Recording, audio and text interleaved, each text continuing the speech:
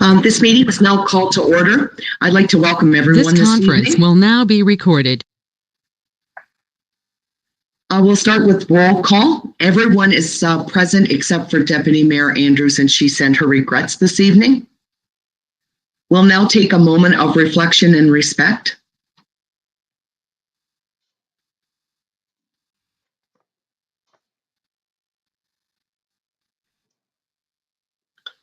Thank you. Next item up is confirmation of agenda. That Council adopts the agenda for the meeting of December 7th, 2020 as presented. Someone to move and someone to second. Councillor Charlton and Councillor Barber. Are there any questions or comments?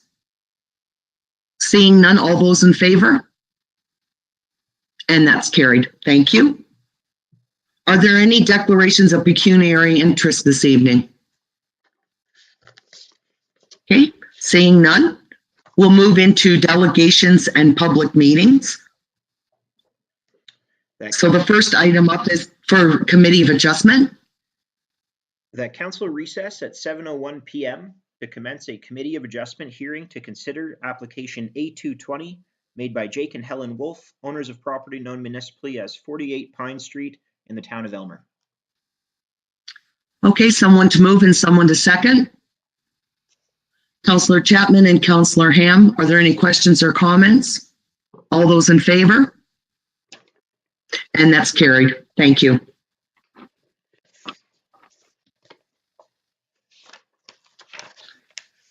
The Committee of Adjustment of the Town of Aylmer is convened to consider application A220.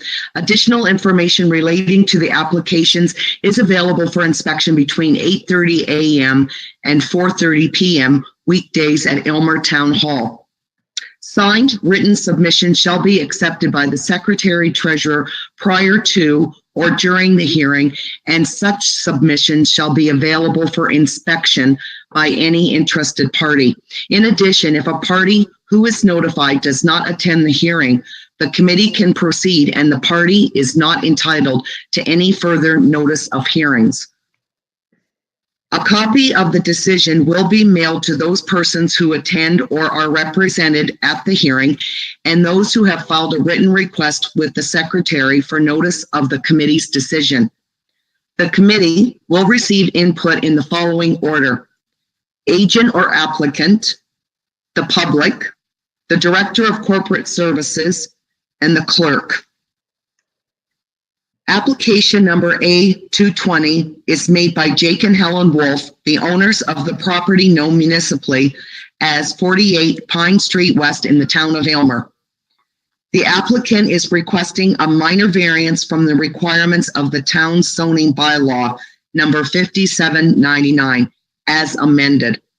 The applicant is seeking relief from section 3(1)(b) zone requirements, accessory uses, lot coverage, maximum accessory use greater than the maximum of 60 square meters for the purpose of accommodating the construction of the new 72.5 square meter garage.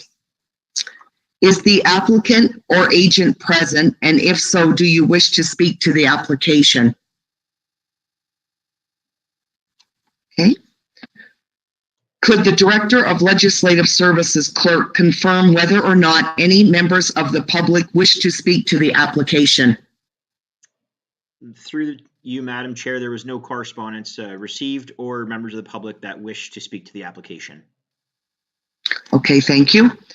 Could the Director of Corporate Services provide comments about the application, please? Through you, Madam Chair. Yes, this is a request to remove a detached garage that exists on the property and replace it with a larger one at the very rear of the property.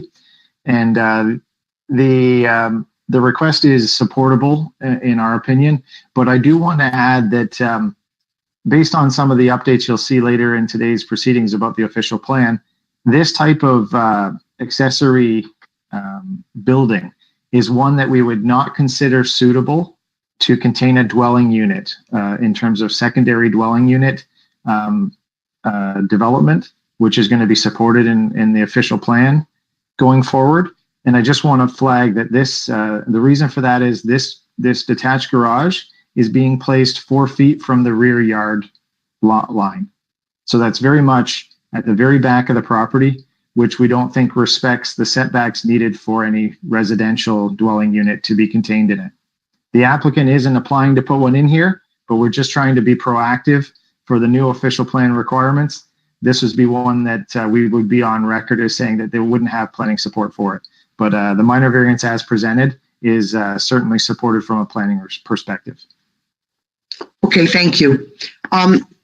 Further, Clerk, have you received any other communications? I believe you said you hadn't. No, I have not, Madam Chair. Okay, thank you. I guess we'll open up just if there are any questions from the committee. Okay, seeing none, we'll now consider the following resolution.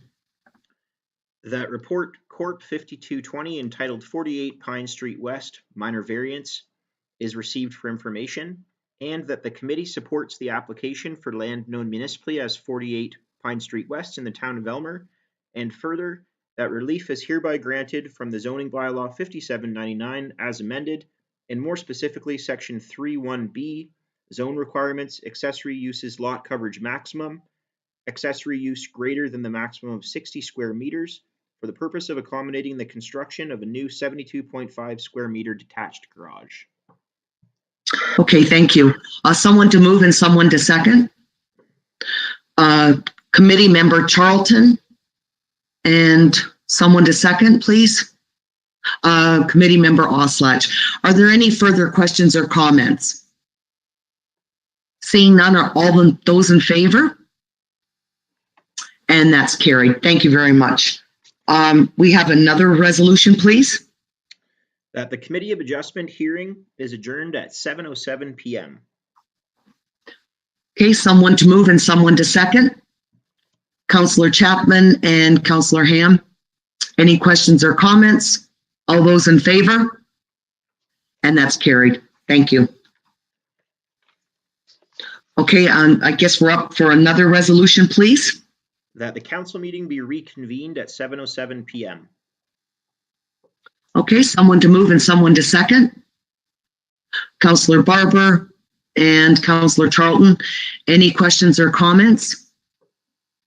Seeing none, all those in favor? And that's carried. Thank you. The next item up on our agenda is a public meeting. So I'm just getting my paperwork ready here now. Clerk, should I start with the reading the Planning Act information? Through your worship. Now, or? Yeah, through your worship, I'll read the resolution to commence the public meeting. Okay, perfect. Thank you. That council do now commence a public meeting under the Planning Act at 7:08 p.m. to receive input from the public with respect to the Town of Elmer official plan review. Okay, someone to move and someone to second. Councillor Chapman and Councillor Charlton, any questions or comments? Seeing none, all those in favor? And that's carried. Thank you.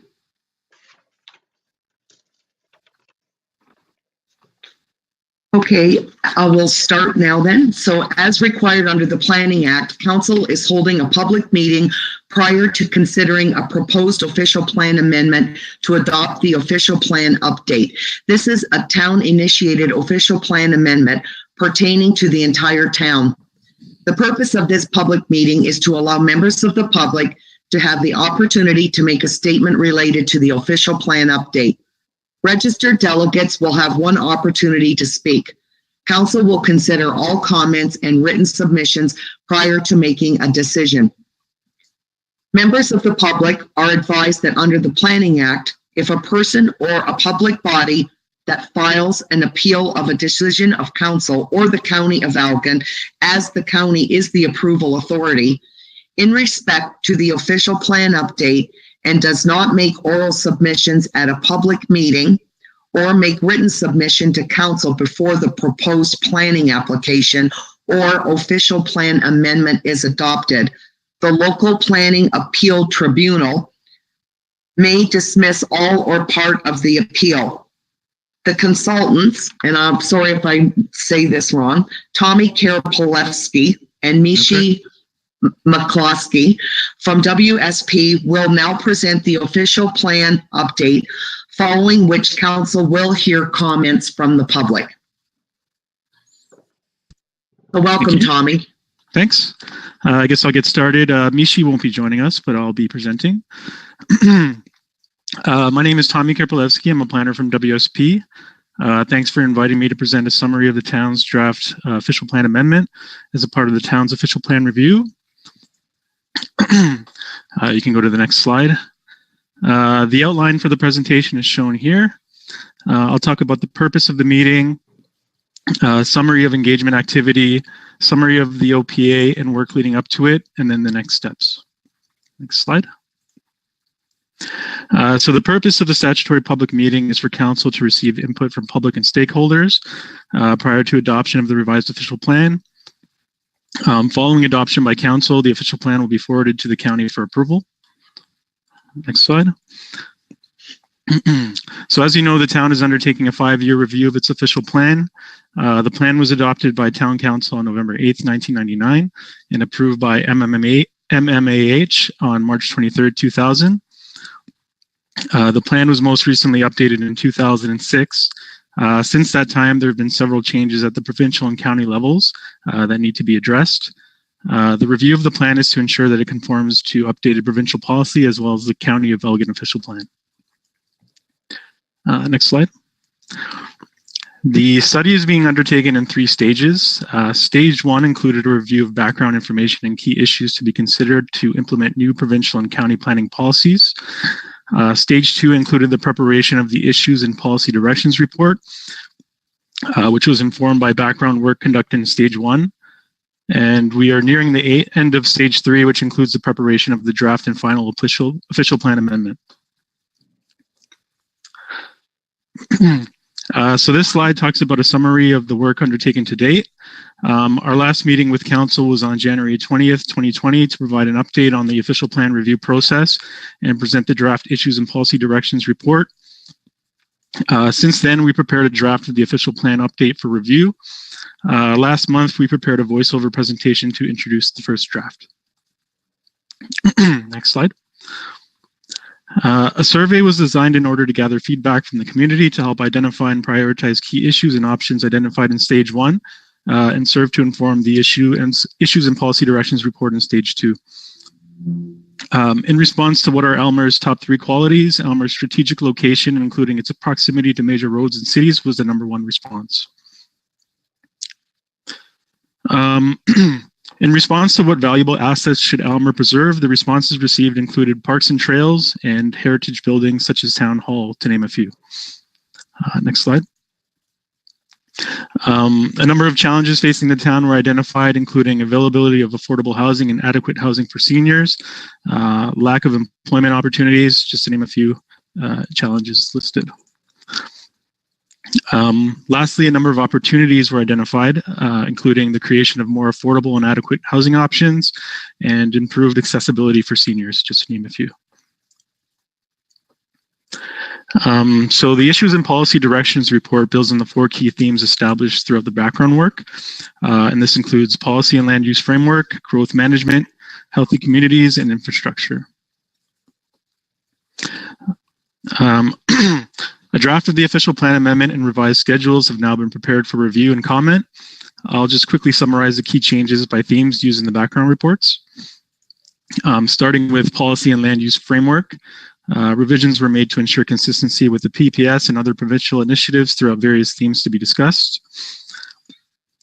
Growth management, the update provides for a more accurate projection on population and residential and industrial land needs till 2031. And that's to conform to the county's official plan.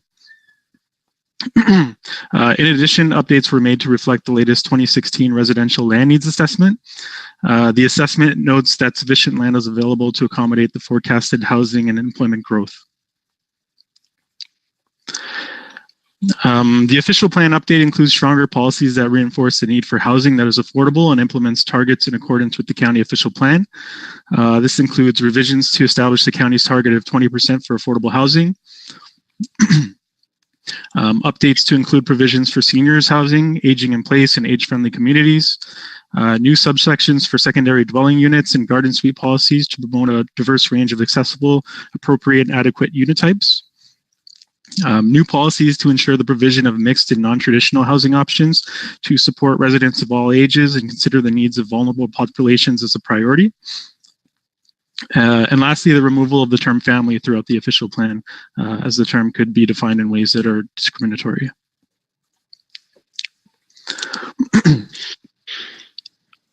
Active transportation. A few studies have been undertaken with respect to active transportation. We note that these studies must first be implemented in the county official plan before they can be implemented in the town's official plan update. Future updates, however, might include some policies that reference pedestrian, cycling, and other forms of active travel. Parks, open space, and sustainability. The official plan amendment includes updates for the promotion and implementation of stormwater management best practices within towns, parks, and open spaces. This reinforces the town's objective to identify and protect natural environment and hazard areas. Cultural heritage. The official plan has been updated to better conform with county policies and also take into account specific cultural heritage resources that are applicable to the town. This includes new and updated policies which encourage the repurposing and adaptive reuse of the town's cultural heritage resources, conserve the town's cultural heritage landscapes, support the designation of heritage properties, requiring an archaeological assessment as a condition of development, and enhance heritage policies, build form and character policies for new development adjacent to heritage resources. Servicing stormwater and waste management, updates were made to improve stormwater management for development. Additional policies with respect to planning for stormwater management were added to minimize negative impacts to the natural and built environment, as well as human health and safety. In addition, policies have been strengthened to implement land use compatibility criteria related to the location of sewage treatment plants and waste disposal sites. Revisions were also made to promote the use of green infrastructure to complement infrastructure provisions.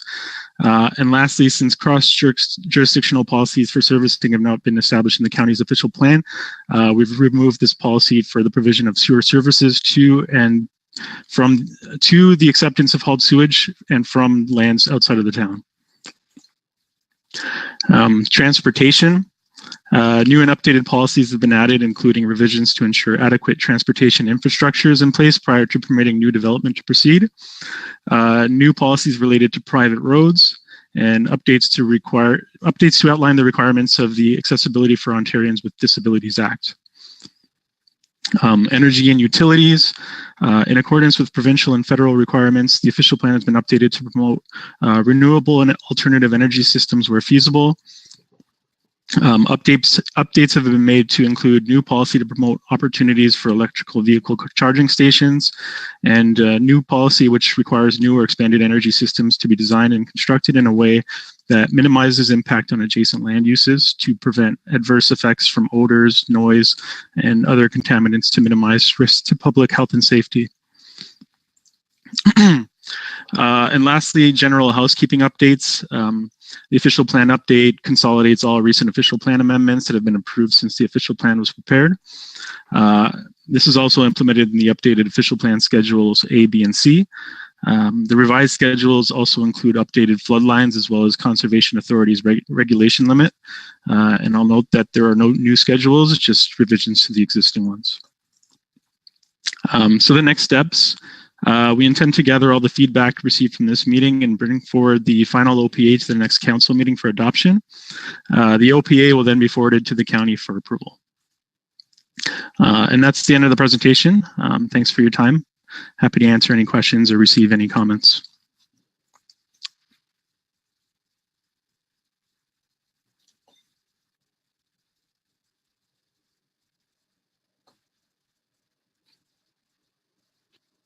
Okay, thank you, Tommy. I've got a few questions here to ask. Has the clerk received any correspondence pertaining to this official plan review? Through your worship, I have not. Okay. Seems we're having problems with our internet. Can everyone hear me? Yes. Yep. Okay. Are there any members of the public present that wish to speak to the application? No, they're not, your worship. Okay. And there are no questions for Tommy. Has anyone thought of anything they'd like to ask him? Councillor Barber. Thank you, Worship. To Tommy, if I may. With changes to provincial policy, what might those policy changes mean that may make it more difficult or more challenging either to the town or to developers to abide by those changes? Is there anything that specifically is more onerous than something else? Through you, Madam Chair, I don't see anything in the new policy changes that would make it any more difficult for developers.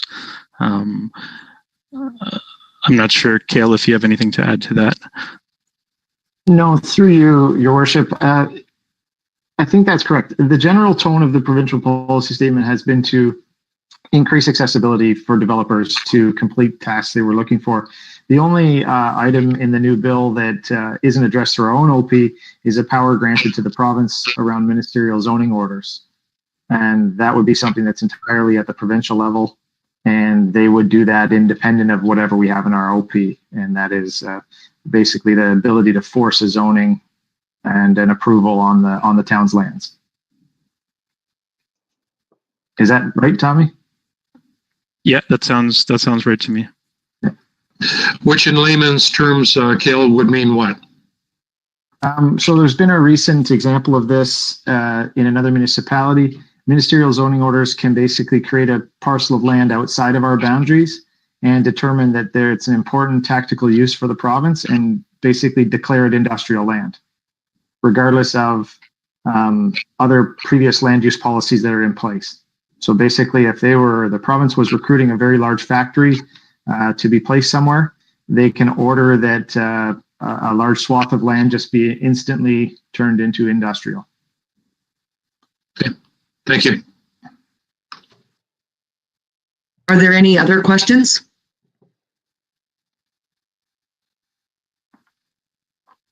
Okay. If any person who has not spoken or who has not received notice of this meeting or wishes to receive a notice of adoption or notice of decision in the case of this official plan amendment application, please contact the planning department and leave your name, address, and phone number. If you do not provide your full address, you may not receive notice.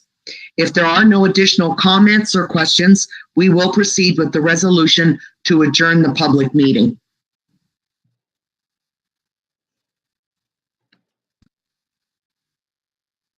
Okay. That council do now adjourn the public meeting at 7:23 p.m.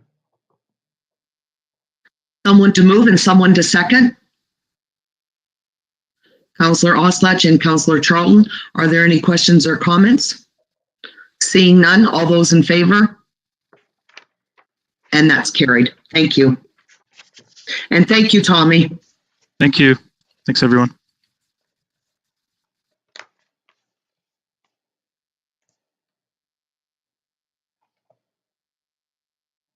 Do we have another resolution, clerk? Yes, we do, your worship. That council receives the official plan review presentation for information, and further that council considers giving first and second reading to the official plan amendment in the bylaw section of the agenda. Okay, someone to move and someone to second? Councillor Barber and Councillor Ham, are there any questions or comments? Seeing none, all those in favor? And that's carried. Thank you. The next item up is adoption of minutes from council. That council approves the following minutes. Regular virtual meeting of council held on November 16th, 2020. Okay, someone to move and someone to second? Councillor Charlton and Councillor Ham. Are there any questions or comments? Seeing none, all those in favor? And that's carried. The next item up is the consent agenda, items A to N. That items A to N of the December 7th, 2020 consent agenda be adopted as presented with actions to be taken as noted. Okay, someone to move and someone to second. Councillor Oslach and Councillor Chapman. Are there any questions or comments? Councillor Oslach. Yes, I'd like to pull item I and comment on item K. Okay. With item I, Councillor Oslach, do you have a lengthy discussion, or if it's something short, we may not have to pull it? Well, I would like the town of Aylmer to support the CCCA on the motion that they put forward in November about the Conservation Act. And I'll read the motion. I have it in front of me. And basically, I would like the town to support that and to send a letter to the ministry. So that the full authority requests the Government of Ontario to remove the proposed amendments to the Conservation Authority Act and the Planning Act as contained in Bill 229, Schedule 6, and continue the process already underway with Bill 108. And basically, there's 4 amendments to that thing. That the province wants to take a lot of the responsibility away from the conservation authorities, and probably in the land development and wetlands and green spaces. So I'm asking for the town to support that and to send a letter to the ministry. Okay. Did you want to speak to that, Jenny? I know we sent a letter back a while ago. Maybe you can elaborate on that to see if that will work with the letter that Councillor Oslach wants us to send. Yes, certainly, Your Worship. I think the previous letter was slightly different in the sense that Council identified that they wanted for Catfish Creek and other conservation authorities to be able to continue some of those kind of special programs that they ran. So, for example, the camping and that sort of thing, where they earn revenues for their programs. This one's slightly different in the sense of the conservation authorities having input in relation to development. And so I think if council is agreeable, we could just have council could just direct that staff work with the Conservation Authority General Manager and provide a letter of support if that's agreeable to everybody. Okay, thank you very much, Jenny. Councillor Oslach, did you have another item you wanted to discuss? Councillor, on K, I just wanted to comment on K, which is the CCCA budget. And we worked hard and sharpened the pencils very well on our budget this year, our upcoming budget for 2021. And basically, last year, my memory serves right, was 9%. And because of the provincial funding cut, and also the lack of revenue this year, because we were actually reduced and closed for most of the year. Basically, we're asking only 3% this year, and it's for your information only. We did sharpen the pencils, and we came up with a budget only 3%. If you look at the letter and the budget itself, you notice that we really did a good job. Okay, thank you, Councillor Oslach. Councillor Charlton, did you have your hand up earlier?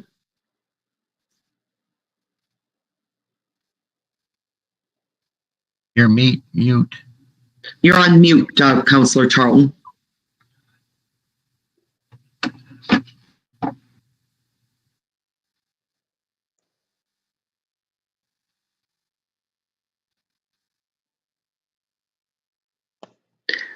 You can't get it to work, Councillor Charlton?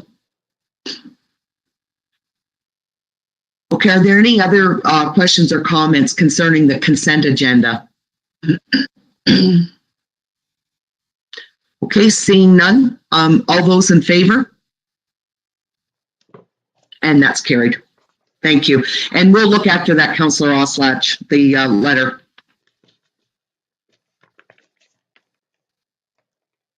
Okay, we'll move on to action items.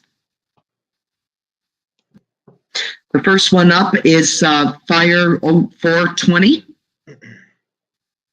That report, Fire 0420, entitled Alternate CEMC Appointment, be received for information, and that Council appoints Robert Johnson as Alternate Community Emergency Management Coordinator. Okay, someone to move and someone to second. Councillor Chapman and Councillor Ham.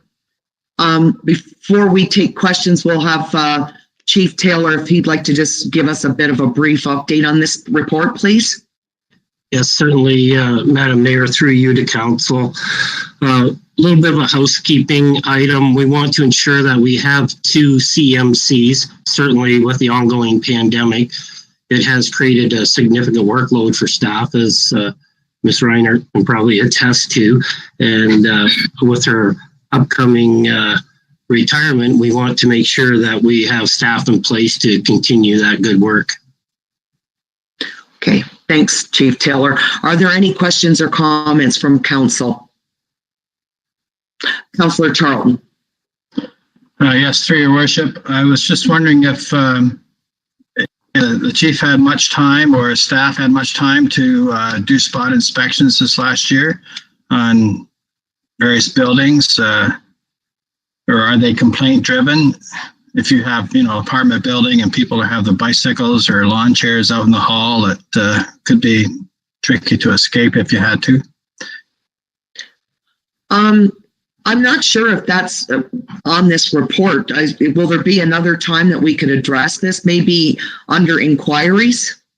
Okay. If that's all right with you, Councillor Charlton, when we get down to inquiries by members, if you would like to ask that question then, please. Yeah, okay. And I also wanted to inquire about the false alarms. I know there's a cost for them now. Are we breaking even on the cost of these false alarms? It's about 25% of the calls that the fire department has. I know the first fee is what, $250, and the fourth one or third one is $450. That might be a good question too for inquiries. Just, I don't want anyone to get confused of what we're working on with this particular report. Did you have your hand up, Jenny? Sorry. No, well, yes, I did, Mayor French, but you answered you mentioned what I was going to, that perhaps should be an inquiry independent of this report. Yes, because we don't want people to get confused as to what this particular report is about. Good questions, Councillor Charlton, but better to be done at inquiries. Okay, are there any other questions or comments? Okay, seeing none, all those in favor? And that's carried. Thank you. The next item up is Fire 0520. That report, Fire 0520, entitled Fire Department Service Level Review, be received for information, and that Council directs staff to increase hazardous materials training and service level to operations, and further that staff increase data collection from emergency responses to better evaluate performance in line with the requirements of the NFPA 1720 Urban Area Demand Zone as it relates to response times and staffing levels. Okay, someone to move and someone to second. Councillor Chapman and Councillor Charlton. I guess we'll move on to Chief Taylor if you want to give an overview of this report. It's a good report and a lot of good information in the report. So. Yes, thank you, Your Worship. Through you to Council, I was very pleased with the outcome of this. It shows the positive position our department's in, from the ongoing support of Council. I would have liked to have a report card like this in high school. It certainly it shows that we're in very good shape. We're operating very lean. We're cost effective. It shows we have a good quality training program. We're achieving the certifications, although not mandatory, but certainly put us in a good light. and as you say, it's a very well written report. There's a lot of information there, too much that we could probably cover in a brief session here, but it does put us in a good position moving forward. The recommendations here have very little impact on budget or anything moving forward. Any of the training that's listed will be covered in our normal training budget for 2021. And we talk about gathering more data on our responses as we implement something so that we can capture that. It will give down the road in 2022 or 23 more statistics to look at the other recommendations in the report that you may want to consider implementing at that time. Okay, thank you, Chief Taylor. Are there any questions or comments? Okay, seeing none. All those in favor? And that's carried. Thank you. The next item up is report CAO 8420. That report CAO 8420 entitled Annual Building Condition Assessment be received for information. Okay, someone to move and someone to second. Councillor Charlton and Councillor Chapman. Did you want to go over this just briefly, Jenny, please? Certainly, through you, Your Worship. As required under the complex terms of reference, we do an annual inspection of the building, and essentially the CBOs of Elmer and Malahide take turns. So Tyler did the inspection this year in 2020. There was one item identified in the report, and that's the in the Imperial Halls, we've had some ongoing issues with our tile in the ceiling being discolored and that kind of thing, that we've had to replace those. When he inspected, he discovered that the pipes over in the ceiling have not been wrapped. And so he is recommending that we do that in order to stop the condensation dripping into the ceiling tiles. So that would be included or will be included in the 2021 budget for the Board of Management to consider as an improvement. And the only other item I wanted to identify is, of course, we've been closed part of the year and not fully operational for the balance of 2020. But I did want to identify with both councils that we've taken that downtime, if you will, as an opportunity to do quite a significant piece of maintenance in the building. So there's been a lot of, like painting and cleaning and those types of things that we've been able to do in our downtime, if you will.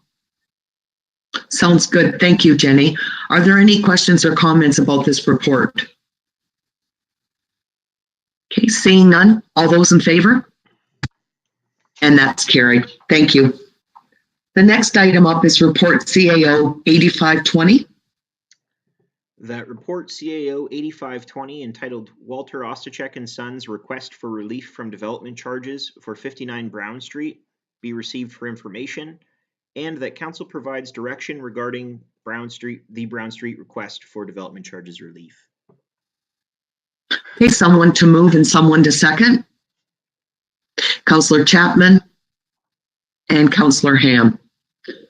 Jenny, did you want to just give a brief overview of this report as well, please? Certainly, Your Worship.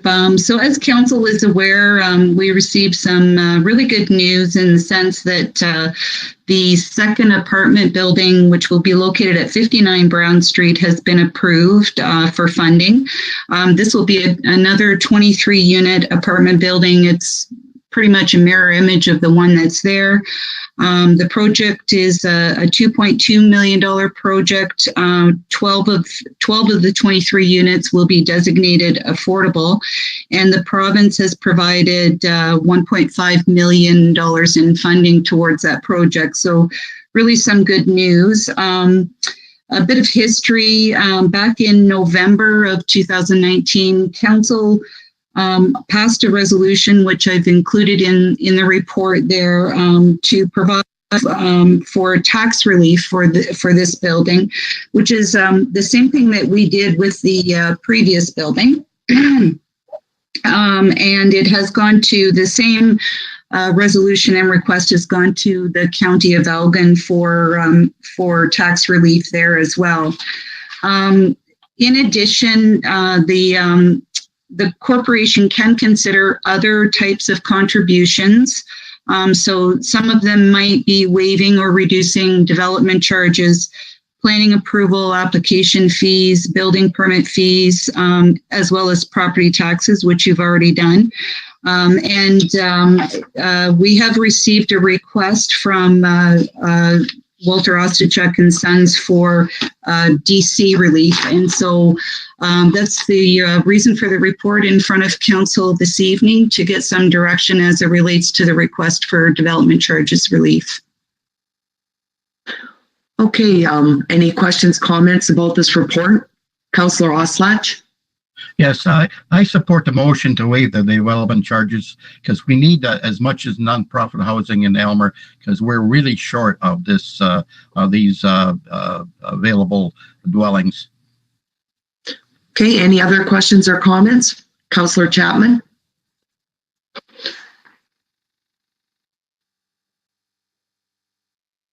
I have a question in regards to, there's 23 units. 12 of them are affordable. What's the rate of the other ones? Go ahead, Jenny. Okay, thank you. Through you, Your Worship. So the balance of the units of the 23 will be market rate rent, if you will. So whatever the market would award them for rentals. And I did have a note, and I apologize, I forgot to mention in my overview, we did a calculation of the development charges that would apply to this building, and the full development charges amount to $128,968. I have a suggestion to make to council, because we're talking about significant amount of money. I think that we should refer this back to staff to get all the options and the costs of each option, at which point we should discuss it at our budget deliberations. Because yes, it's very important, and I do believe we should be doing something, but I think we really need to do our homework so that we understand how it's going to affect our budget and possibly our rates, our property tax rates. I'm not sure if the rest of council are in favor of that idea, but the more I think about it, I think that would be the best approach at this time. Any further comments or questions? Councillor Chapman. Your Worship, I agree with you. I think we need to look into it a little bit more, because that's a extensive amount of money. And my concern is that 12 units are affordable and the rest are full rent. So I just have more questions about that. So that will be right. And I think that's correct, Councillor Chapman. Councillor Barber. Thank you, Worship. I support deferring it to budget consideration. We're beginning the process tonight. It shouldn't take too long to give that due consideration. Okay, thank you, Councillor Barber. Are there any other comments or questions? Councillor Charlton? Yeah, I would support that as well. Okay. Is that enough information, Josh, for you? I know that it was just an open-ended resolution. We weren't sure where we were going to go with it. Certainly. Do you have? Yeah, for the information of council, I can reread the resolution if that's what you'd like. Okay. Yes, please. That report CAO 8520 entitled Walter Ostachuk and Sons Request for Relief from Development Charges for 59 Brown Street be received for information, and that council refers the request to staff for a follow-up report as a component of 2021 budget deliberations. Okay, and everyone's okay with this? All right, all those in favor? And that's carried. Thank you. The next item up is report CAO 8820. That report CAO 8820 entitled East Elgin Community Complex Draft 2021 Budget and 2020 Budget Comparison be received for information, and that the councils of the town of Elmer and the township of Malahide continue budget discussions in 2021. Okay, someone to move, someone to second. Councillor Chapman and Councillor Barber. Did you want to go over this report, Jenny? Certainly, Your Worship. Just briefly, the operating budget hasn't changed significantly since the last time I brought one to you, but I wanted to bring you an update at any rate. So we're essentially on target at about 85% of the budget at this stage. Just to note, their revenues are reduced by about $343,000, but that's been offset by a reduction in our expenditures of $313,000. And we're doing what we can to manage the impact of COVID, and we will continue to try to bring that budget in as close to on target as possible. We had 2 capital projects in 2020, one that has now been completed and completed under budget, and the other one that is underway in connection with the Town of Elmer website update. I've provided a draft 2021 budget, and again, this is presented to both the town and the township. I understand through the township CAO, this report will be a part of the township budget deliberation later this week. Overall, we're looking at about 2.8% increase in our operating. And essentially, we have 2 projects on the capital list, and those were included in last year's 5-year capital projection. So one is the ongoing skate tile project. And if it gets approved in 2021, there would be 1 additional year in 2022 to get that skate tile finished. And then the other capital project on the list is the replacement of an ice resurfacer. So again, I wanted to, before I retired, I wanted to be able to provide councils with a draft 2021 budget for consideration early next year. Okay, thank you, Jenny. Questions, comments? Councillor Barber.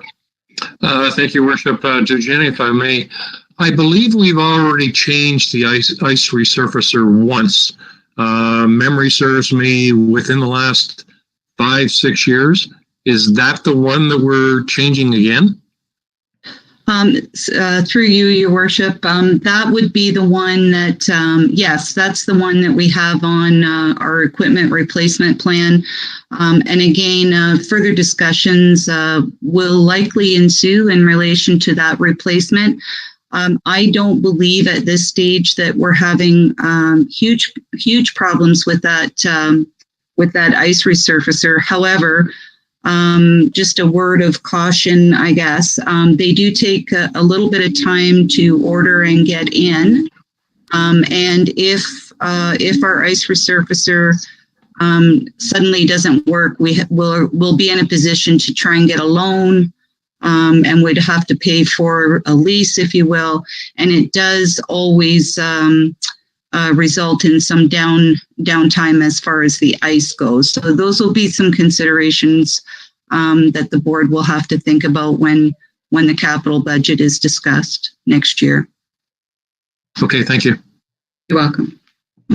Are there other questions? Oh, Councillor Charlton, sorry. Go ahead. Through Your Worship, I thought the operating budget was really, really good. There were only $30,000 out being balanced so far. And I think they've done a great job at the complex, doing what they could and making do with what they had. So, yeah, kudos to them. Thank you, Councillor Charlton. Are there any other questions, comments? Okay, seeing none, all those in favor? And that's carried. Thank you. The next item up is Report CORP 5320. That report, CORP 5320, entitled 142 South Street West Consent Application, be received for information, and that council supports the County of Elgin consent application E5020 and directs staff to complete and forward the municipal appraisal sheet to Land Division Committee, noting the Town of Elmer requires the following conditions for the proposed Land Division application as presented, and that council therefore requires that both the retained and severed parcel identified in the application require a minor variance or zoning bylaw amendment to satisfy the minimum lot frontage in the existing R1B zone, and that both the retained and severed parcels install hard surface driveway access to each parcel, which conforms to the requirements of the Town of Elmer zoning bylaw 5799, and further that the severed parcel would access the Town of Elmer infrastructure for water, sewer, and storm services as required in a manner approved by the Town of Elmer and at the property owner's cost. Okay, thank you. Someone to move and someone to second? Councillor Charlton and Councillor Ham. Cale, would you like to go over this report for us, please? Sure, through you, Your Worship. This is a fairly straightforward consent application, other than the minimum lot frontage from the zoning bylaws perspective. The two divided lots would not have the same, or the minimum frontage required in their existing zone. And it is only short by a small amount, actually 2 meters, just short of 2 meters, I believe it is. And so basically the applicant is going to have the choice of whether they wish to do a zone change to a zone that would allow a smaller frontage, or whether they wish to pursue with the Committee of Adjustment a minor variance application and justify that that is a minor change to the R1B zone. So it will be the onus will be on them to complete that process prior to the consent being confirmed. And we're going to also just be a bit thorough on the application and probably say things that we should often, is just to clear up that it is at the applicant's cost to the installation of the services on the new consent granted severed parcel. We don't clarify that often enough, probably. The services are available on the road, but we do need to be a bit careful that is at the applicant's cost. Other than that, thank you. Take any questions? Okay. Are there questions for Cale on this one? Okay, seeing none. All those in favor? And that's carried. Thank you. The next report is CORP 5520. That report, CORP 5520, entitled White Street Industrial Land Acquisition, be received for information, and that council directs staff to prepare the closing documents and bylaw authorizing the mayor and clerk to execute the purchase of approximately 63.66 acres, or 25.7 hectares of industrial land on White Street from Aleview Farms Limited, and further that council directs staff to prepare the lease agreement and bylaw authorizing the mayor and clerk to execute the agreement with Aleview Farms Limited for a tillage contract with the Town of Elmer on the White Street industrial land for a period of 5 years. Okay, someone to move and someone to second. Councillor Chapman and Councillor Charlton. Did you want to discuss this a bit further, Cale? Thank you, Your Worship. Through you, I just want to congratulate council on this initiative, and we now are in a firm transaction to acquire industrial land that will benefit the community for many years to come. As I cited in the report, the last time a large-scale strategic acquisition like this occurred was in 1988. So I commend council for their initiative and their bold step to continue to look out for the best interests of Elmer in the long run and a new industrial park in the very near future. And I couldn't agree more. This is very exciting. Are there any questions or comments about this report? It's very. Councillor Chapman? Oh, I'm just saying, through you, Your Worship, I'm just very happy to see this. Yes, it is. It's very exciting. It's good for our entire community, so I'm very excited. Councillor Oslach? Your Worship, this is a good news report, and we got enough land for the next 20 years. Right. Thank you so much, Councillor Oslach, for your comments. Any other comments? Okay, seeing none. All those in favor? And that's carried. Thank you. The next report is CORP 5620. That report, CORP 5620, entitled Cottonwood Hills Phase 2 Site Alteration Agreement, be received for information, and that council support the town of Elmer entering into a site alteration agreement in advance of executing of a subdivision agreement for Cottonwood Hills Phase 2. And further, that council consider giving first and second readings to the bylaw authorizing the mayor and clerk to execute a site alteration agreement with Sifton Properties Limited relating to Phase 2 of the Cottonwood Hills subdivision. Okay, someone to move and someone to second. Councillor Oslach and Councillor Barber. Did you want to go over this, Kale? Through your worship, yeah, just the resolution is drafted in such a way because we just want to be clear with council that we don't often enter into brand new subdivisions like this, and we're very fortunate that this is moving forward. And I just want to get first off council's support of what is called the site alteration agreement, which is permission basically to move earth and land preparation in advance of installing any services or any housing lots. That's a first off support in principle, and then the bylaw is there to authorize the mayor and clerk to execute such agreement. This is a really excellent opportunity for Elmer to grow on the residential side, which matches and mirrors our growth on the industrial side in the previous report. And I'm very keen to see this work go forward. The town of Elmer is experiencing quite a bit of growth right now.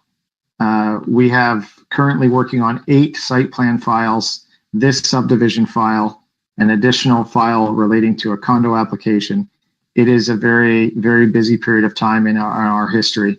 And I'm excited to see this next step take shape.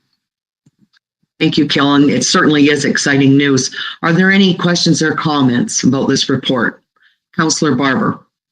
Thank you, Bishop. Cottonwood has been on several councils' agendas, and during that period, there were concerns that it may never come to tuition, but good to see that it finally has. And as Cale said, a good tract of residential land for development into the future. Thank you, Councillor Barber. Are there any other comments or questions? Seeing none, all those in favor? And that's carried. Thank you. The next report is CORP 5720.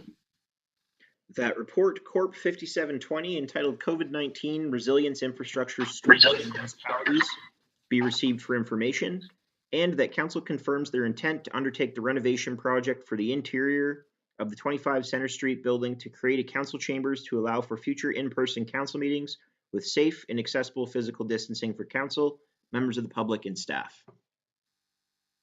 Okay, someone to move and someone to second. Councillor Chapman and Councillor Ham. Kale, did you want to discuss this report? Just briefly, Your Worship, this stream has become available and the application deadline for single projects is December 21st. So we are requesting council's support and provide the resolution to support our application in accessing the funding available to the town of Elmer, which is $107,151 to contribute to the cost of renovating a council chambers that will allow you all to meet and see each other face to face sometime in 2021. Another good report. Any questions or comments? Seeing none, all those in favor? And that's carried. Thank you. The next item up is report Finance 2020. That report, Finance 2020, entitled Tax Write-Off Report 2020, be received for information, and that council acknowledges the changes to the 2020 tax rolls as outlined in Schedule A as the 2020 tax write-offs approved under the Municipal Act. Okay, someone to move and someone to second. Councillor Charlton and Councillor Chapman. Did you want to speak to this, Kale, or is Jenny going to do this one? Through Your Worship, I can speak to the issues here. The town share of the 2020 write-offs and rebates, which are adjudicated through MPAC, is $85,932, which is up on 2019's total. But I've indicated in the report that's due to the completion of a multi-year assessment appeal claim during the 2021 year. So that relates back to assessments going back a number of years on one of the properties in town. Largely, this report is informational. This isn't something that that we write off because it's uncollectible, other than the one small item. And basically, it refers to changes in the assessment because of changes in the property. Some people have tore the house down in order to rebuild. This is what comes through this report, and it's quite automatic through MPAC. So the rise year over year from last year, not a particular concern. It's not a trend, but rather it's just a function of what has gone on in our community this year. Okay, thank you, Kale. Are there any questions or comments? Seeing none, although, sorry, Councillor Charlton. Go ahead. Through your worship, just the one phrase in that report, the multi-year assessment appeal claim. That's got to be going on before our time, and I just wondered what that was all about. So through your worship, it is included in our report here, which is now on screen. It relates back to 2013, 14, 15, and 16, and including portions of 17, 18, 19, and 2020 assessment on a particular property. So you're right, Councillor Charlton, it dates back to 2013 even. And we just haven't been able to collect taxes on this property for that length of time, or? So through your worship, no, and that's what I was referring to earlier. It's not about uncollectability. This has been a reassessment of MPAC where they have changed the value of the property. So the taxes owing for those years has been changed retroactive. Okay. So we're forced to give them credit for taxes they had paid in 2013, which MPAC has settled the appeal and says they didn't have to pay those taxes actually in 2013. All right, thank you. Are there any further questions or comments? Seeing none, all those in favor? And it's carried. The next item up is Report Operations 1320. That Report Operations 1320, entitled On-Warn Mutual Aid Agreement, be received for information. And further, that Council authorize the Mayor and Clerk to execute the agreement with the Ontario Water Wastewater Agency Response Network. Someone to move and someone to second.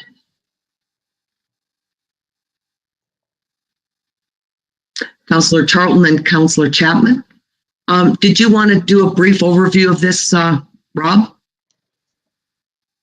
Certainly, Your Worship, a very brief overview. Council will have seen similar agreements with this in the fire and emergency services. This is sort of a mutual aid agreement that allows the town to seek assistance from anyone in the on-warn network. It also allows us to provide assistance to other municipalities who may need assistance. And as the council is aware, the interconnectivity of our water systems, it's probably a good idea for us to be a member of this on-warn network. Okay, thank you, Rob. Are there any questions or comments concerning this report? Seeing none, all those in favor? And it's carried. Thank you. The next report is Clerk 1620. That Report Clerk 1620, entitled IT Support for Aylmer Police Services Board, be received for information. And further, that Council authorizes the Director of Legislative Services Clerk and/or designate to continue providing IT support to the Aylmer Police Services Board for the purpose of live streaming public meetings. Someone to move and someone to second. Councillor Barber and Councillor Oslach. Did you want to give more information about this report, Josh? Through your worship, just to be brief, virtual public meetings have become the norm, sort of in light of COVID-19.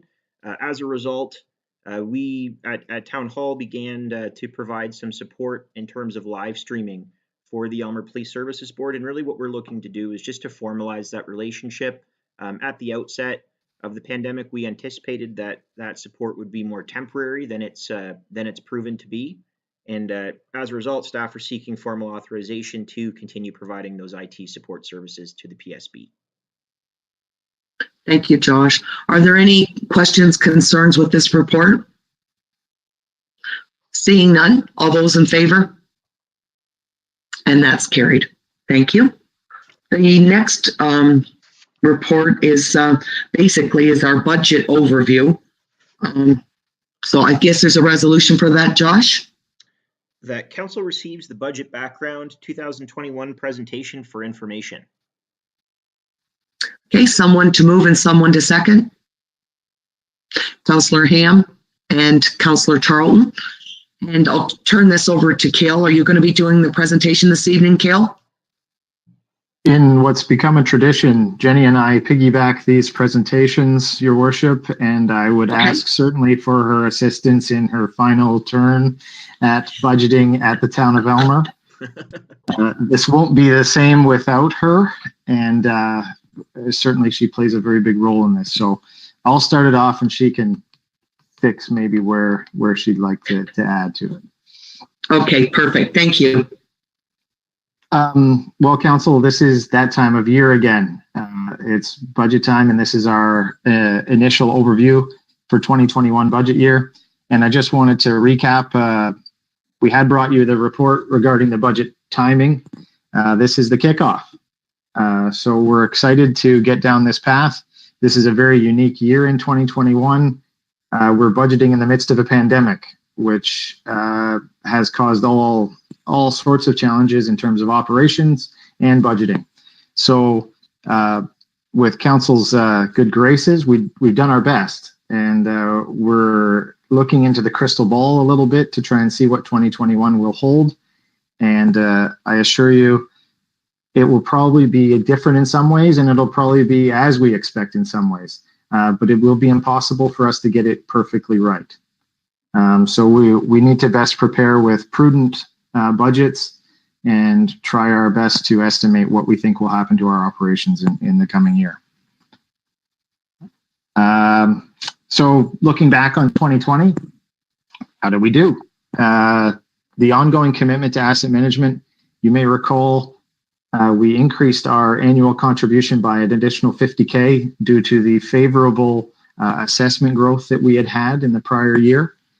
And that unfortunately isn't going to be the case this year. And we'll talk more about that a little later on. But that is a check mark, $650,000 put into our asset management reserve. The Clarence Street reconstruction project was delayed due to COVID and a number of other timing related issues. And we will discuss that and how the operations plans to do their capital project budgeting over the coming years. Caverly Road, Talbot Street West, the traffic light installation is, as you can see when you drive by, majority complete, waiting for the finishing touches on that, which we expect in the coming weeks and month. Municipal modernization projects in 2020 were over $118,000 worth, including some work that's still going to be in progress starting into 2021. The town website upgrades, we received another version of it today, which we've been working through with the consultants, and things are looking much more modern, to say the least. The fire service level review you received tonight on the agenda, and we have completed our accounting software upgrades. We're doing some final testing on a report software piece, but that's almost complete and should be by the end of the year. The fire pumper was delivered, making Sam a very happy fire chief in his final year with the town. And I'm excited to say that that's something that was, yes, long overdue, Sam, but he's very happy to see it. The smart meter installation project has largely completed in 2020. One item that was identified last year was our SCADA control system on our water and wastewater units. That was unable to be completed this year. And as you're aware, we did not, we were unsuccessful in the Green Stream application for further upgrades to our water system in 2020, which put some of this stuff into delay for future years. And the final point I had on that slide was the reminder that we talked last year and the year before a little bit about a 4-year plan on how the levy is shaped over a period of time to avoid the large increases and decreases. And we talked that council was still making up for a bit of a deficit relating, and not deficit in the common parlance. I want to be clear. It was a funding of levy funding of our operations was lower due to a number of years of 0% increases in previous terms. That left us with a gap in our operations from what is funded by the levy, and council has done well to begin to address that, and assessment growth has helped us address that too. The 4-year plan was guided by staff and indicated it might be somewhere between 2.5% and 3.5% annually to deal with the challenges that we have operationally. Elmer's funding split in 2020, not particularly different. Education continues to have a decrease in rate as a percentage of the taxes, which we forward on from our taxpayers. They've moved over the last couple of years from 11% of our taxes that we collect to 10%, and Elgin County and Elmer are static in that 51-52% place. So basically that's saying that of the taxes we collect from our taxpayers, 52% of it is used for Elmer purposes. 38% is forwarded on to the county for county purposes, and 10% is forwarded to education for those commitments of the province under the education. Locally, how are we funded as an organization? Property taxes make up 44% of the revenue for what we do. User fees, water sewer costs, facilities rentals, permits, things like that make up 34%. Grants and other municipal contributions, including the contribution from Malahide for their portion of the EECC, make up 16% and 6% respectively.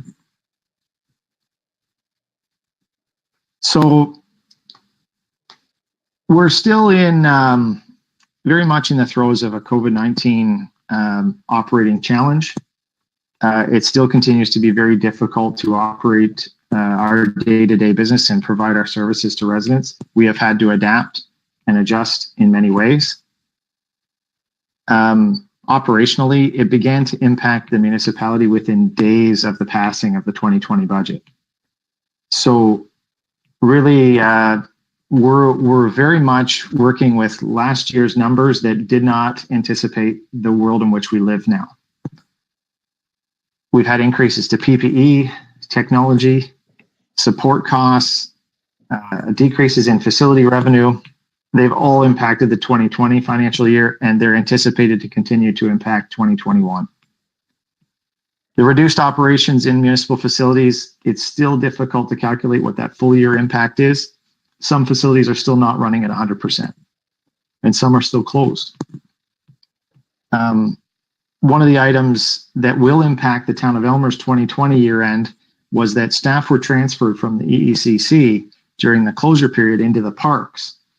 That transfer will increase the wage costs on the Elmer's full year cost in 2020, but it did benefit, as Jenny mentioned, closing the gap between the revenue and costs at the complex during the closure period. All the direct costs associated with COVID expenses are being tracked in their own GLs in order to recover any costs where possible. And that's direct costs. That's not wage subsidy or wage costs associated with additional hygiene routines around town to clean high touch surfaces. That hasn't been transferred into that. And that total already is over $70,000, excluding those wages. The province of Ontario has provided in 2020, they provided $184,400 to support those costs associated with COVID-19. And part of our year-end activity will be to true up those wage costs and attribute them correctly towards that $184,000 in funding that we received.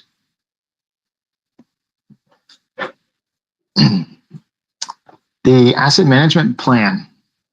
A couple recent things have really kickstarted our asset management process for 2020 and 2021. We have the policy approved as we had to in 2019. The reserve and reserve fund policy was adopted, and the consolidation bylaw was brought to council in 2019 for the 2020 financial year. So these are all pieces and bits of groundwork to getting our asset management plan where it needs to be for July 1st of 2021. Those contributions from council have been essential in funding the projects and capital which we're undertaking each year. The plan, it is our expectation at least, it will require increased contributions to be fully funded once the plan is completed. $650,000 a year is not going to be able to maintain the size of the asset base that the town has. We will use all possible areas of revenue, including grant funding, to help support that replacement cost. But certainly the expectation should be there that the annual requirement will be higher than we're currently committing. There will be some amount to make up. The reserve policy changes the council adapted. They did actually change in 2020, and they will increase annual contributions to the asset management reserve, which uses unbudgeted dividend income and year-end operating surpluses to actually assist in topping up those funds. So make it easier from a budget perspective and a taxation level. We're able to sweep some of the cash, which we don't normally budget for yet still receive into the asset management fund.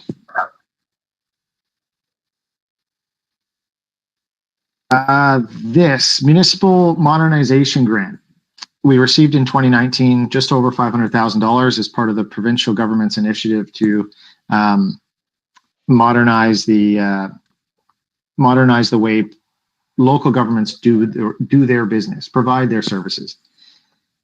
We've, as staff, pulled together a number of projects over a 4 to 5 year period to change how we integrate, how we both structurally and technology to improve our methodology of how we carry on our services for our residents. As I said, we undertook over 118K in 2020, and staff have potentially on the books up to $360,000 of projects in the 2021 budget. We just have to be cautious, and we did in 2020, just understanding the workflow and the staffing demand from running that level of projects. So some of that will be refined over the coming months as we go through this budget process. But these improvements are considerable. You're seeing it every day. You see web projects, our accounting software, barcode scanners, things that can ease and improve our service level. Without question, there will be annual maintenance fee every time, and I just put this in there every year. When you move from non-technology solutions to a technology solution, you may gain in efficiency, but you will increase the amount of fees that you have to pay to have that technology in-house each year. One of the ones we should mention, we got very lucky. Frankly speaking, it was pure luck. If we had made changes to our floor plan in the town hall in 2018, a lot of that money spent would have been redundant or made redundant by the pandemic. And we were very fortunate that we were able to alter our design slightly and improve the way that the main floor is laid out, that increases our efficiency and also supports staff to feel safe to operate in that environment. It's just a stroke of luck, but those changes, and many of them structural, are happening over the Christmas closure period this year. So these projects are well underway to address the front counter and make it safe for our staff.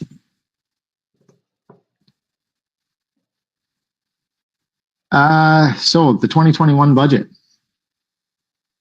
The OMPF funding, which is the municipal partnership funding from the province, they have committed to maintaining a level at $500 million. However, the individual communities levels change. And Aylmer had seen a $55,000 decrease in their amount of OMPF funding for the 2021 year, which is a levy increase of almost 1 full tax point. The development charges funding phase-in, we put $100,000 into that last year. We now only need $61,000 remaining to transfer to make up for the phase-in, which we did a number of years ago. So that actually helps our levy for $39,000. The additional technology, those additional maintenance fees I talked about, that's a levy increase of $7,000 in 2021. The increase in storm sewer maintenance, brush and tree trimming, sidewalks and curb maintenance will help extend the life of our existing assets. That is a levy increase of $30,000 to do that program. Savings in other operational department materials were actually a savings of $10K, and it was dedicated towards that additional maintenance on our existing assets. Salaries and wages at 0.7% inflation applied has a levy impact of $27,000. Directors have been working hard to finalize police budget. Just a note for council is yet to be approved by the PSB, but it is currently included as a draft. This draft budget, our first presentation to council, includes a $650K contribution to the asset management reserve, as was the amount in 2020. And it includes the annual contributions to reserve for things like elections, accessibility, and that DC development charge phase-in that I referred to. So that all that considered, it has our operating budget currently sitting at approximately a 3.8% increase. And additional details on the projects and the 5-year project plan updates, as well as capital project scheduling, will be presented as part of the January 2021 budget presentation.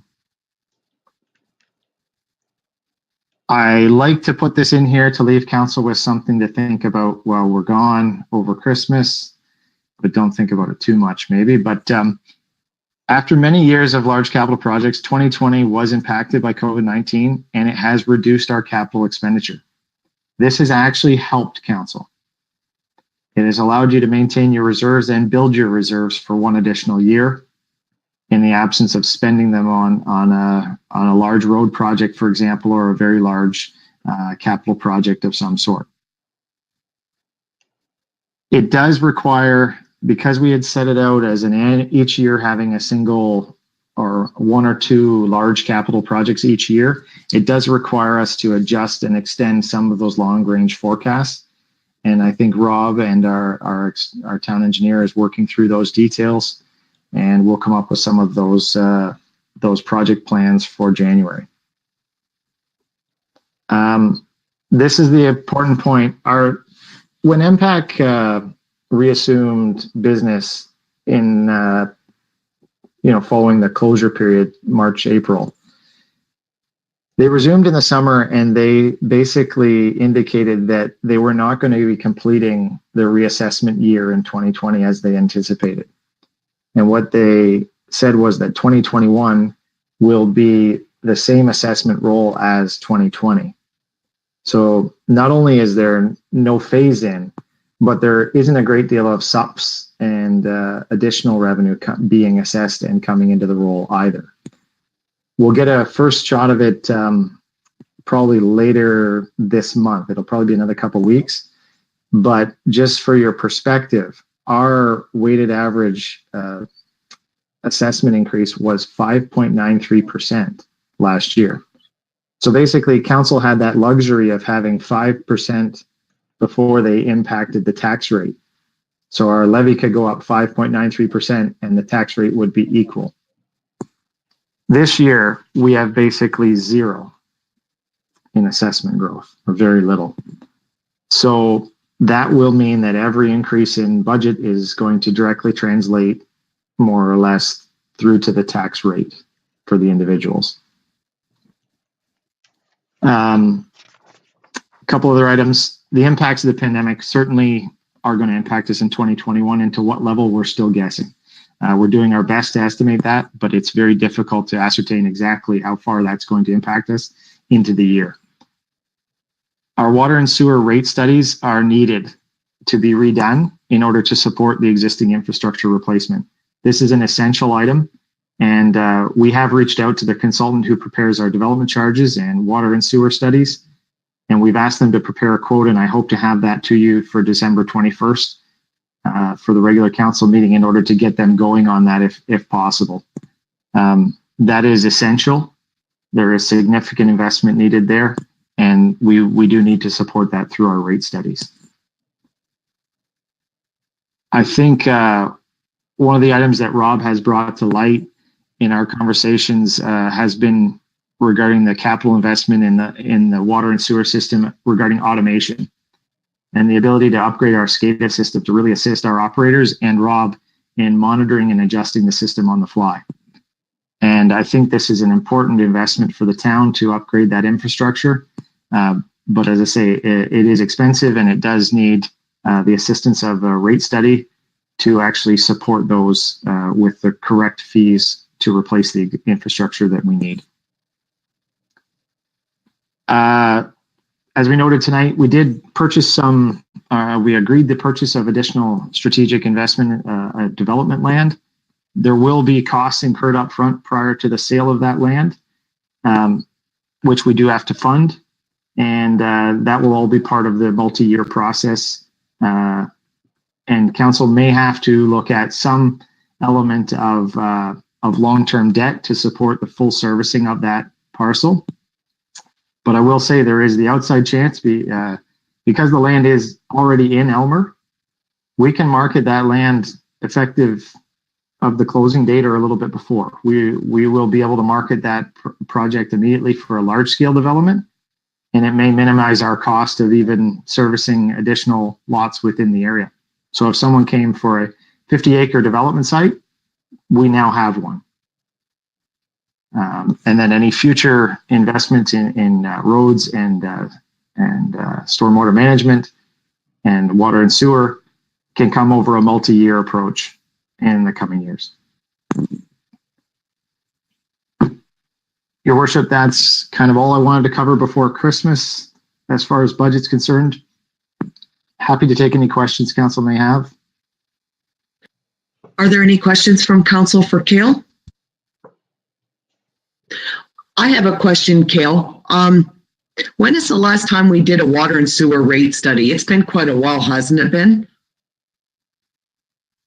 It is. Rob may confirm this, but it has been 6 years, I believe, Jenny. Is that correct? Yeah, yes, it has been 6.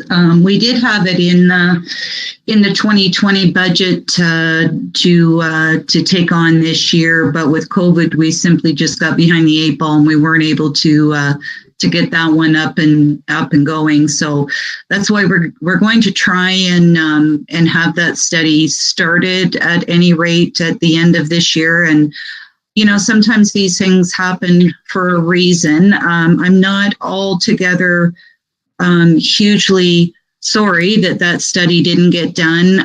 I think, you know, as a jumping off point now that we've got Cottonwood going and we have got the industrial park going on, there'll be a lot less uncertainty that the consultants will need to work with as far as the water and sewer rates go.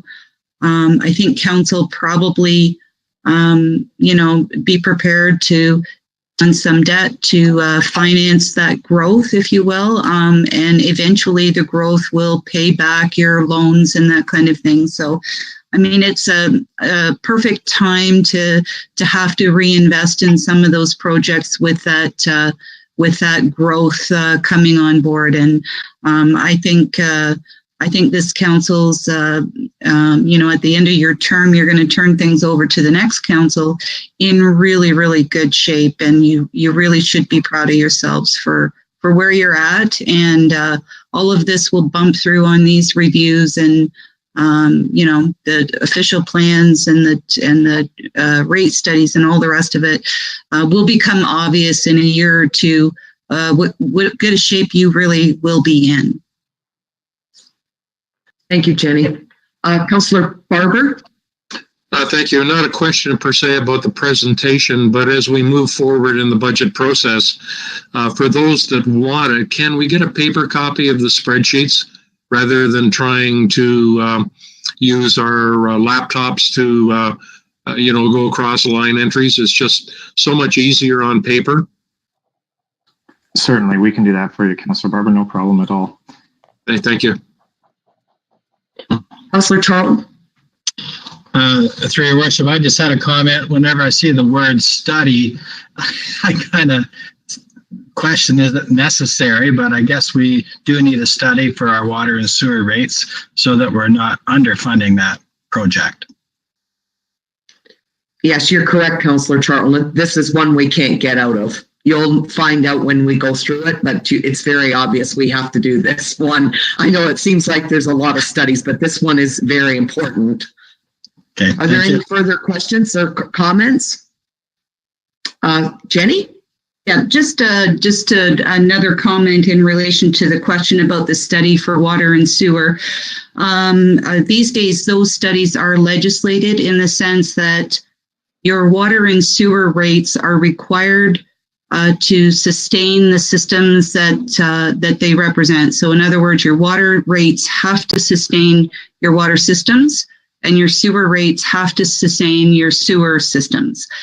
So the way that they true those up is about every 5 years, you undertake a study to ensure that you're on track, because your tax rates cannot support water and sewer systems. Okay, thank you, Jenny. Kale. Through your worship, just one item to piggyback on Jenny's comments. This timing is actually almost better than we had hoped. When you undertake the project to identify your rate studies, they actually forecast out for a number of years the capital you need to replace.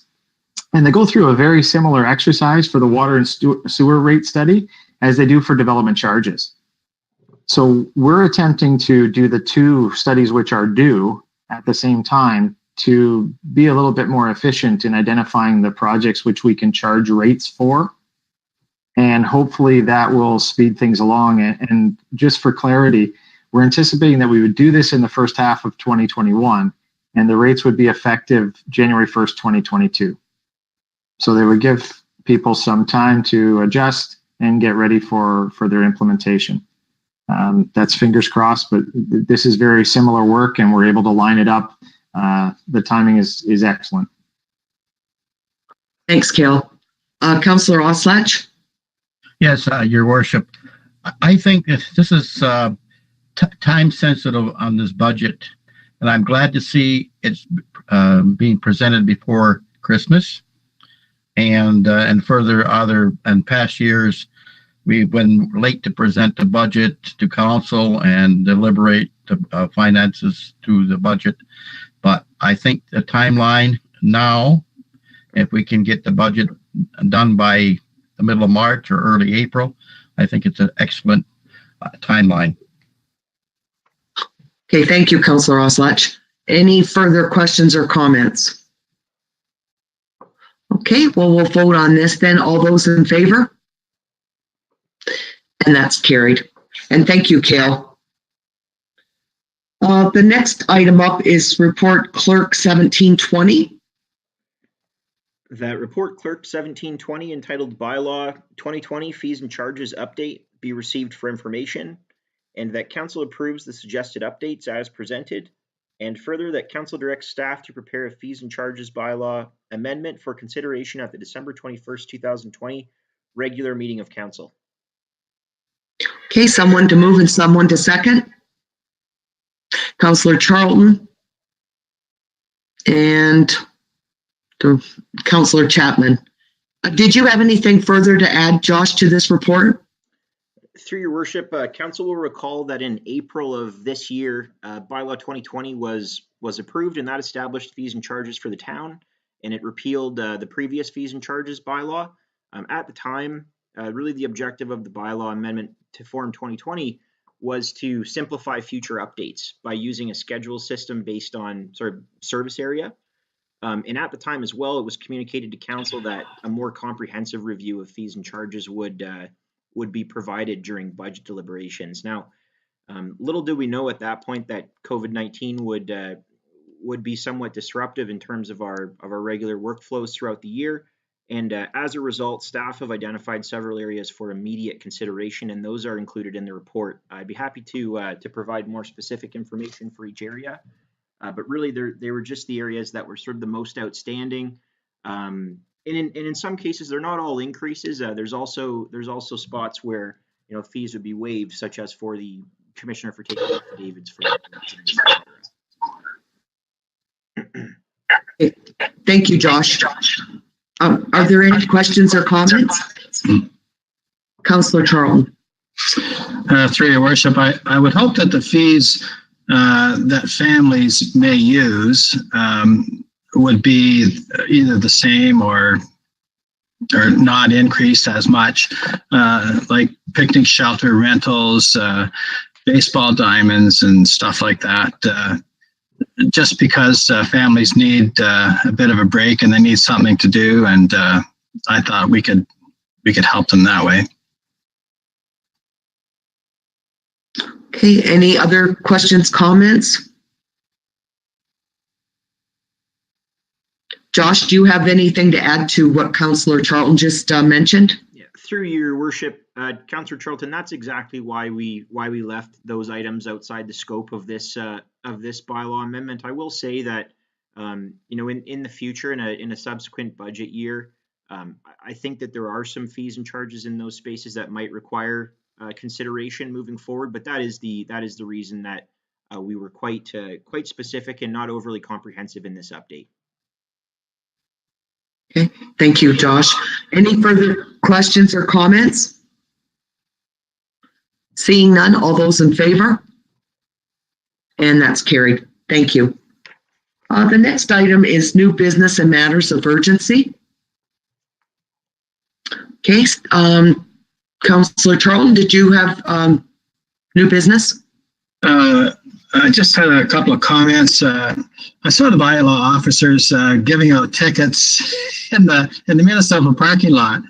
And if we want to keep our downtown vital and revitalize it, I thought they might spend their time better not giving tickets in the municipal parking lot. I know this has been brought up before. I think Councillor Chapman mentioned this.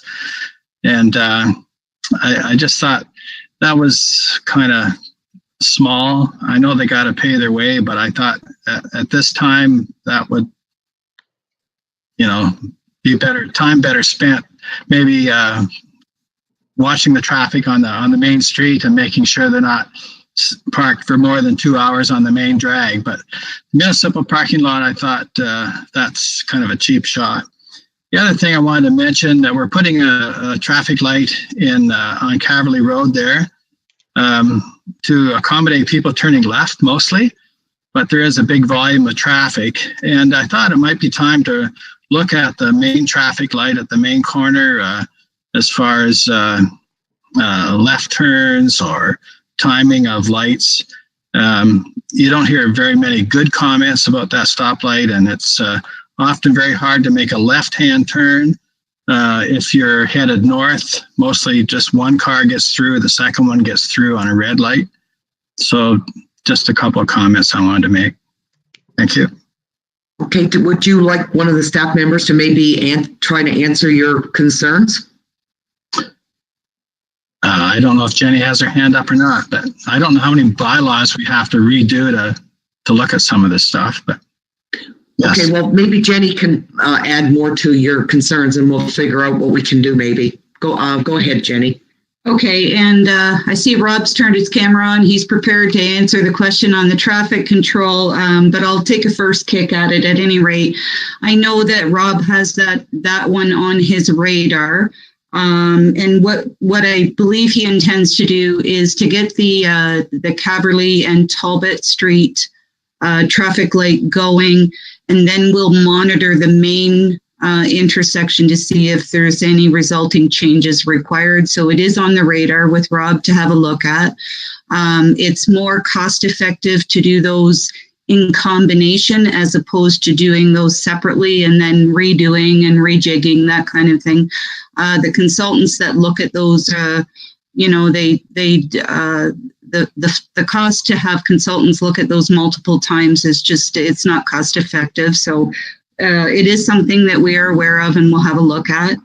In relation to the questions or the comments, I guess, about the municipal parking lots. So the bylaw enforcement officers are hired to look after the parking bylaw, if you will.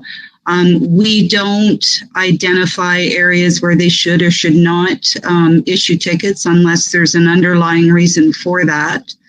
I would suggest that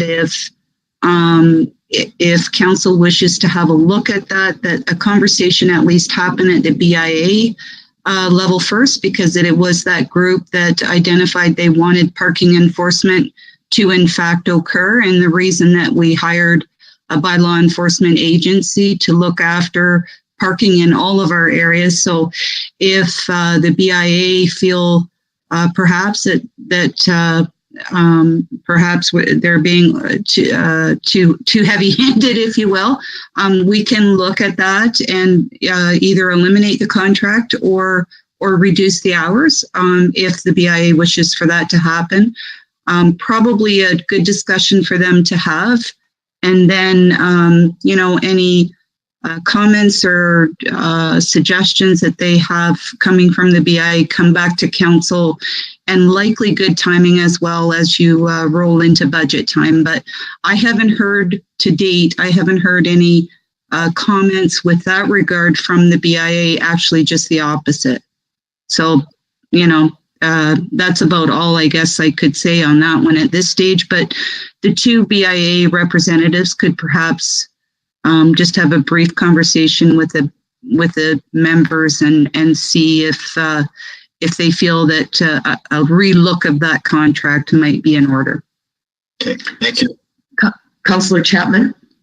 Through you, Your Worship, I can just comment on that. If we don't enforce the parking in the municipal parking lot, what happens is the people that work on the main street park in the municipal parking lot and reduce the parking for the customers. A 2-hour time span is a significant amount of time. And if we don't monitor it, then you will have many people parking there all day with no availability for those who actually want to shop. So we will take it back to the BIA, but the reason that the bylaw enforcement officers are doing what they're doing is to allow there to be time for other customers to have a place to park. Okay, thank you, Councillor Chapman. Councillor Oslach? I think you're on mute, Councillor Oslach. Sorry. In past councils, this John and Talbot stoplight has come to the forefront, and we've discussed this several times over the years. And I understand that the MTO has jurisdiction over that stoplight, if my memory serves me. Isn't that the case, Jenny? I'm on mute now too. There's it is on an MTO highway or a connecting link highway. However, the municipality has the I don't know how to say it, has been awarded the the benefit of looking after those. So it's not actually the MTO that do the studies and whatnot. It is the municipality. We look after that roadway as it runs through town, which is, the reason that we did the Talbot Street reconstruction ourselves as opposed to the MTO. But again, it is something that Rob has got on his radar and something that he will be looking at as we bring Caverly and Talbot operational.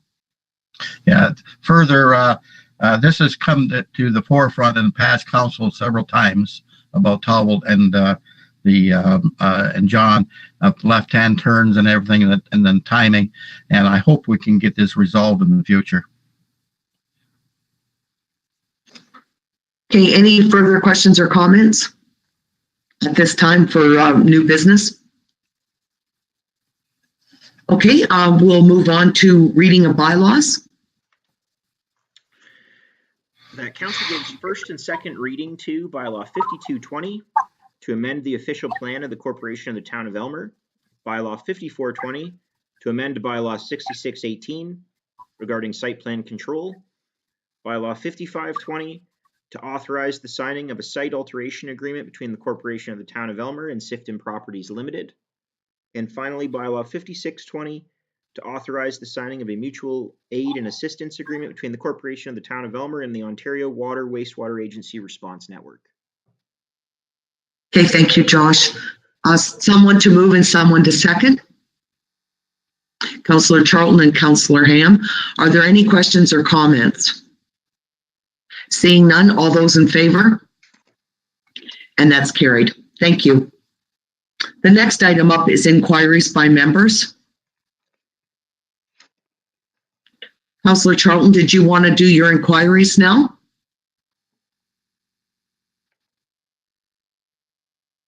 I just want to comment. It was a really great fire report. And I noticed the false alarm calls are roughly 25% of the calls, and we're starting to charge for those. Are we breaking even on them, or is it much of a deterrent? I would think it would be by the time you had three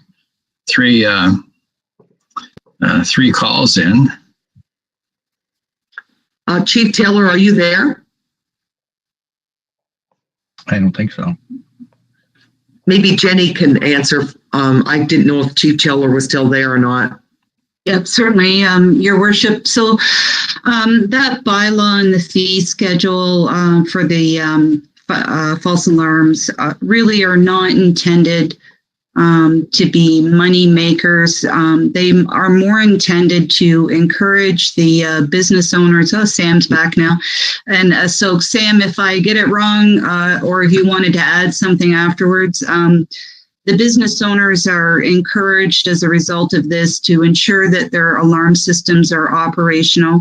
Sam or Chief Taylor does look at those when he gets calls. If alarms are go off as a result of, like a hydro outage or that kind of thing, they're not heavy-handed as a result of that. It's really to encourage that those systems are operating as they should. Sam, anything else on that one? Yes, thank you, Jen. So we don't charge until the third false alarm within a 12-month period. But what's happening is the largest majority of our alarms, false alarms, are in single-family residences. So they're carbon monoxide alarms or monitored alarms, smoke alarms that are malfunctioning, or in most cases need the batteries changed, and the residents are calling us to look into that because they believe they have a real emergency. So those people, they don't accumulate 3 or 4 false alarms in their residence in a year. So there's no recouping of any cost for those. So most of them are once a year or every several years. You may go to that same residence. So that's what the majority of the false alarm calls tend to be. I hope that helps. Yes, Councillor Charlton, go ahead. Yes, and also there's a number of vacant buildings downtown. Are they required to have any smoke alarm system or any fire protection advance warning because they're empty? If I may, Mayor French, through you, no, they're not. They're vacant buildings. Under the fire code, they have to be secured from entry, and that's basically it. They have to be the doors locked or the windows boarded up, just so people can't make unauthorized access to the buildings. Okay, thank you. Are there any other inquiries by members? Okay, we'll move on to statements and committee reports. Councillor Oslach. And I think you're on mute again, Councillor Oslach. Sorry about that. Your Worship, Ruby's Cookhouse is putting on the free turkey dinner this year, the second annual, and for those less fortunate in town of Elmer. And it's at the Legion upstairs. It's on Thursday, December 17th. and COVID restrictions do apply. Now we're taking reservations in advance because we want to know exactly the number of people going to show up.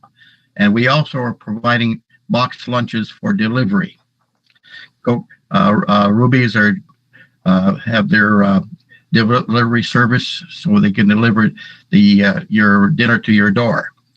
Now, basically, it's from 4 to 8 at night on the 17th. So everybody that's less fortunate or seniors in the town of Aylmer and come out for a free full turkey dinner, including all the fixings. Okay, thank you, Councillor Oslach. Are there any other statements or committee reports? Councillor Oslach? One added footnote. You to call the Legion during the daytime. The secretary is there and the steward is there to have the reservations. We're taking reservations up to 2 or 3 days before. But call the Legion, not the Ruby's Cookhouse. Okay, thank you. Any further statements? Okay, seeing none, the next item up is the report of the mayor. I got a few things to share this week. And some of it's a rehash of things we already know about, but I just want to report to council so that you know what I've been attending and what I've been doing. I've been and had the honor to attend and MC the Affordable Housing Project announcement on Brown Street. It was a great event, a very exciting event, and I have to say a special thank you to MPP Urick and MPP Clark. They've been amazing to work with, and there's been a lot of people that have helped us to get this affordable project up and running, so I'm very grateful for that. Also, I had the opportunity to attend the groundbreaking ceremony at the new home hardware site. So that was an exciting day as well. A couple of thank yous. I was happy to attend the Kinsman Santa Parade. It was amazing. A lot of people came and a lot of people gave donations to the corner cupboard, which was amazing. And I also want to thank the Optimist Club. They've been doing a lot of hard work to get toys for the kids for Christmas. So a big thank you to them, and a thank you to all the service clubs in Aylmer that do amazing things for our town. I also wanted to thank all the volunteers, and there's a lot of them, that do the decorating in our parks. The lights are just gorgeous. So if you get a chance, go down because they've done an amazing job this year. Also, Jenny put a letter on the consent agenda, and I didn't address it at that point, but I do want to say thanks to Jenny for all her hard work and dedication over the last many years for the town of Aylmer. We wish her well in her future endeavors and spending lots of time with her family. So thanks, Jenny. Also, some good news. Councillor Barber, he called me the other day with some exciting news. I would like to congratulate Councillor Barber, who has recently been appointed as the chair of the Elgin Area Primary Water Board until the end of 2022. The Elgin Area Primary Water Supply System Board of Management owns and governs the drinking water system we all benefit from, with the board being made up of members appointed from the municipalities that are supplied with water from the system.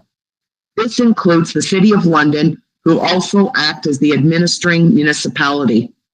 The town has greatly benefited from Councillor Barber's experience on this board, and I would like to wish him continued success moving forward. So thank you, Councillor Barber, for all your hard work.